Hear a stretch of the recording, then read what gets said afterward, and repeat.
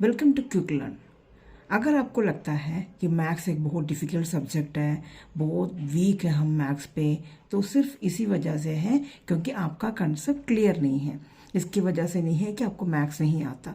Maths बहुत ही सबको आ जाएगा, बहुत ही एक इजी सब्जेक्ट है। बस कंसेप्ट की प्रॉब्लम है, वो अगर क्लियर हो जाएगी तो मैथ्स बहुत ही ईजी सब्जेक्ट बन जाएगी। एंड आपके लिए हम इस चैनल के थ्रू आपकी सारी कंसेप्ट क्लियर करवाएंगे। तो बी विथ अस ऑलवेज। सो हम आपके लिए आज के दिन में हम आपके लिए पॉलीगन्स के बारे में बता रहे हैं। तो बिना स्किप किए पूरी वीडियो को देखिए एंड आपके कंसेप्ट को अच्छी तरीके से समझकर क्लियर कर लीजिएगा, ताकि इसमें कभी भी ये प्रॉब्लम नहीं आएगा इस सब्जेक्ट पे। हम आज आपको पॉलीगन के बारे में समझाने वाले हैं। तो what is polygon? Polygon is a simple close shape with 3 और मोर देन 3 लाइन सेगमेंट्स।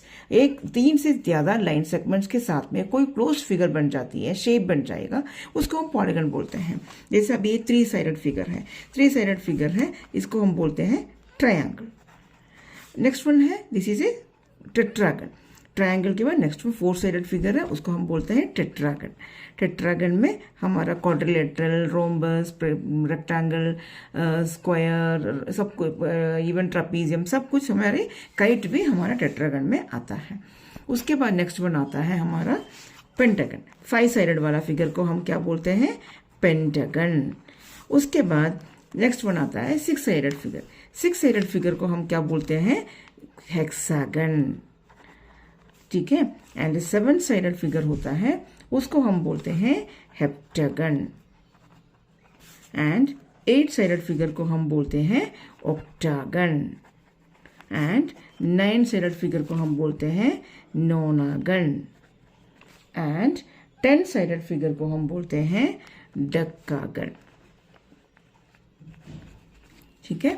तो मतलब ट्राई का मतलब 3, टेट्रा मतलब 4, ट्राई का मतलब 3 होता है, टेट्रा मतलब 4 होता है, पेंटा मतलब 5, तो 5 साइड्स वाला, हेक्सा 6 साइडेड वाला, हेप्टा मतलब 7, तो 7 साइडेड वाला, ऑक्टा मतलब 8 साइडेड वाला, नोना मतलब 9 साइडेड वाला, डक्का मतलब 10 का मतलब 10 साइडेड वाला। तो हमारे जो जनवरी फरवरी के अंदर हमारे मार्च, अप्रैल, मई, जून, जुलाई, उसके बाद अगस्त, सितंबर में आपका सप्ताह होता है। तो एक्चुअली वो सप्ताह मतलब 7 होना चाहिए, बट उसके बाद जनवरी फरवरी बाद में ऐड किया, उस वजह से वो 7 से 9 बन गया था। ऐसे ही सितंबर, अक्टूबर 10 था। अब उसके वो अक्टूबर 10 इसलिए हुआ क्योंकि पहले 8 था, तो 2 जनवरी फरवरी की वजह से वो 8 से 10 पहुंच गया। अक्टूबर, नवंबर सेम 9, नवंबर से 9 और डक्का मतलब दिसंबर में 10। इस तरीके से होता है हमारा। तो उसके इस तरीके से हमारा ये सारी जो है हमारा पॉलीगन्स का नाम होता है। अब ये पॉलीगन्स में एक और आता है, एक और मेन इंपॉर्टेंट चीज होती है, वो है रेगुलर पॉलीगन। रेगुलर पॉलीगन, ये रेगुलर क्या होता है? रेगुलर का मतलब ही वही होता है जो ऑल साइड्स इक्वल।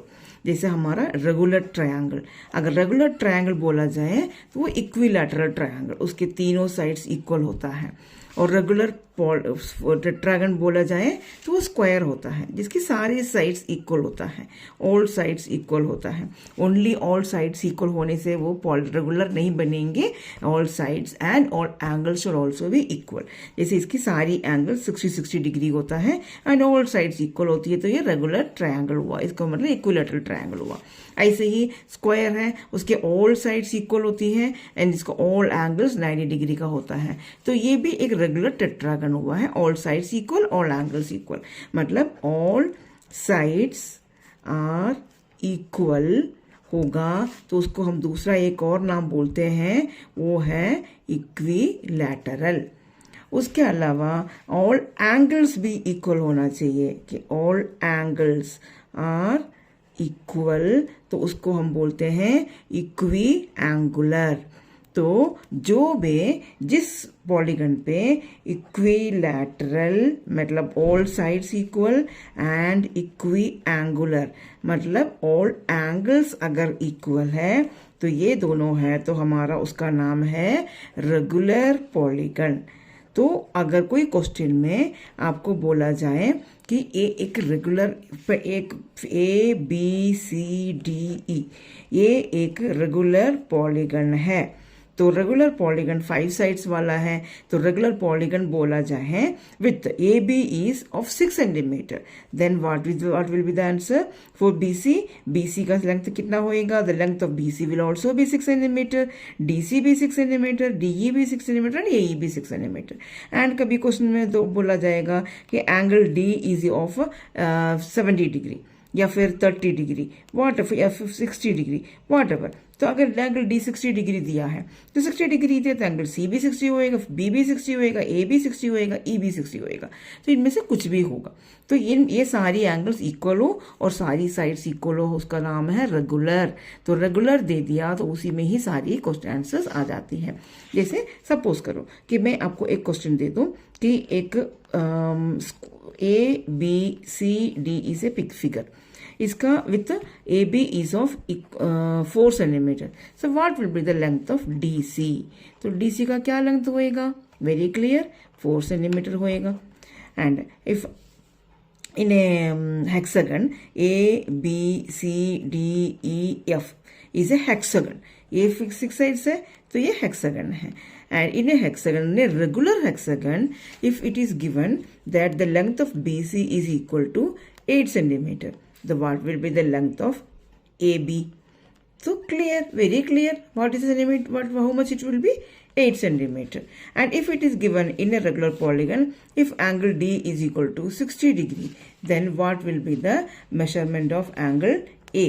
तो angle A is also equal to 60 degree, because regular में तो सारी एंगल सारी साइड्स इक्वल होता है। तो रेगुलर पॉलीगन इस तरीके से आपको समझ में आ जाना चाहिए। तो आपको I think you understood it very clearly.